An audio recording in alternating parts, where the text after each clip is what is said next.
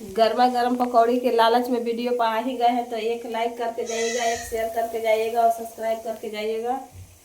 एक सब्सक्राइब जरूर करके जाइएगा। और पकौड़ी खा के जाइएगा, गर्मा गर्म पकौड़ी खा के जाइएगा। इसी तरह बने रहिएगा, तरह तरह से हम बना के नए नए डिश दिखाते रहेंगे। वीडियो को लाइक शेयर करते रहिएगा।